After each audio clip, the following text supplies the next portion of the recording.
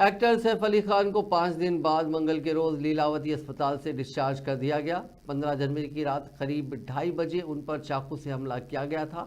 सैफ को गले और रीढ़ में संगीन चोटें आई थी। इसके बाद सैफ ऑटो से लीलावती अस्पताल पहुंचे थे, जहां उनकी सर्जरी हुई और इलाज चला।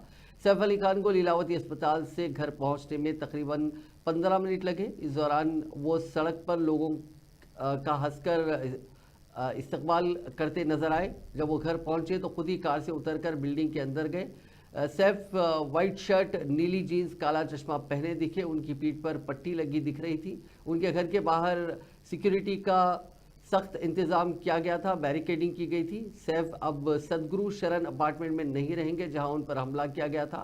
पास ही फॉर्च्यून हाइट्स इमारत में उनका सामान शिफ्ट किया गया है। ये एक्टर का दफ्तर है।